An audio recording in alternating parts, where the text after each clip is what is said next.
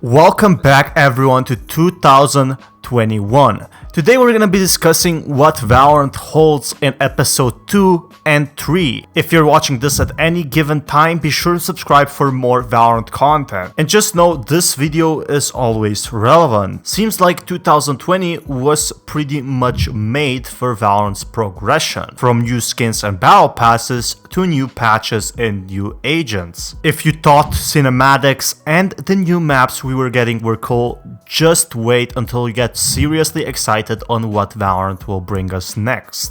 This year is gonna be seriously good for Valorant. Not only do we get 6 unique agents, 6 agents that have their own playstyles, abilities, and looks, we also have something very much more specific. We're getting those 2 maps this year, and 2 maps are pretty big, to be honest. What's really interesting is we didn't have any leakers or anyone basing off this secret teasers we got. If you're probably seeing this right now, that means, the teasers still aren't solved. They mostly show what the season 2 or episode 2 maps could look like, however, none of us is actually sure. What I'm gonna be talking about today is the new battle passes. Now, this video, it doesn't really matter when it was made. I researched a lot about Riot and how they make battle passes, and simply put, I'm gonna be explaining what each single battle pass will include. Found them.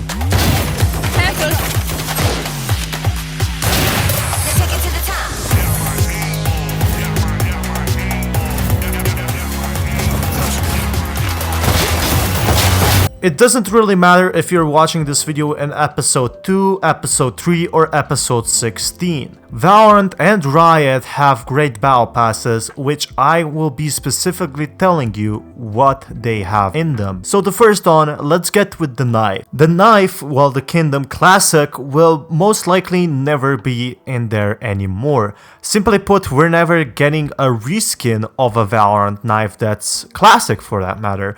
The normal knife is basically normal, and when you buy a battle pass, you want a unique looking knife. Therefore, I don't think there's gonna be any sort of reskins of such knives in the future. Every single knife from now on will most likely be unique looking, such as the karambit we got, or the cheeky knife that you get at the end. You see, Riot really wants to make the battle passes that are really cheap make you feel rewarding for that matter. For example, let's take the Hive Mind Episode 1 Act 2's knife. It's really like a Turkish knife, really long in style, and I honestly really like it. What's important to note here is you can notice how it differentiates from the other knife we are seeing. It isn't really just as the normal one, right? So that makes you more incentivized to buy the battle pass. In the future, there will be YouTubers that will tell you that they know what the next skins will be for the new battle pass. However, I am pretty sure they will not know. Unless there is some sort of leak, don't get me wrong, but most likely there won't be. What's very important to note here is that most of the knives will be unique, and we can't really know what they will be until they get revealed. What I can say though is they're really good. So it's not only profitable for Riot side, but it's also really profitable on your side as well. So for example, if Riot makes a bad battle pass with bad skins, nobody would buy them and they wouldn't get any money. And if you bought them, you would get bad skins. So it's in their best intention to actually put the best skins they can make in such a short time of 2 months out there.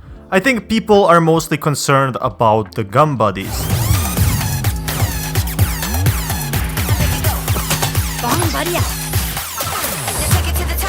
Now, the gun buddies are very specific for that matter. They're very unique and we don't know. But I can tell you one thing. Usually they make some sort of gun buddies on a certain event. I don't think I should be too much afraid that the knives will be bad, because honestly I think they will be very good. Instead, what I do think is that the gun buddies are usually a reference to something. So for example, take the Dan the Penguin in the future. Dan the Penguin was basically a meme on Icebox, a small penguin acting as an Easter egg and a friend to the teddy bear we keep seeing around the map. What's very important to note here is that I'm actually turning him into a gun, or a gun buddy for that matter. Simply put, they can also be a reference to a map as well. I'm pretty sure we get a map to the old Ascent. The old Ascent on a gun buddy seems pretty cool. Now that being said, I do think they also put random gun buddies out there or some from memes. I think meme gun buddies would be pretty cool and I would definitely be wearing them in my Valorant match.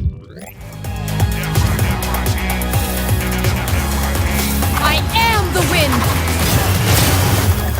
So the sprays, you can look here very carefully, but usually they're non-moving sprays in my honest opinion from how I see it, and then you have one special spray, and that special spray either reacts to a new agent we might be seeing, or it has some sort of a secret, so on every single time you use the spray, it's used in a different language, like in Act 2. Usually the sprays aren't really moving, so when you pause the spray, that's it, and you know, other people can look at it, and on the other side, we have a few moving sprays you can actually see here.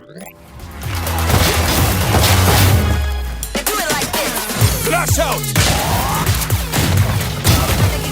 Push! That being said, let's move on to the best thing you might have and waited for, to be honest, and that is the skins. The Battle Pass skins are something very nice. Now, I'm gonna be specifically explaining what type and how they are made. There are two types, or well, as I call it, yin and yang on skins. There is the one for Phantom and the exclusive Phantom-like skins, and then we have the exclusive Vandal-like skins. For example, we have Battle Pass Ruin and then Electroflux, which gives you various types of skins if you use the Radianite points to actually upgrade their look, for that matter. Do mind that none of these skins actually have animations as of yet, so for example, if you do buy one of these skins, you won't be upgrading them the same as you can upgrade the Oni skins, for example. So to just make myself a bit more specific, there are 3 unique types so far for skins for what I noticed. So there's a specific one for Stinger, specific one for Vandal, and specific one for Phantom. That way, if you don't like one set, you can still actually use the other and buy a new Battle Pass for that matter. Also, it takes about a few months or actually a few weeks to unlock all of them, so don't beat yourself up if you don't unlock everything.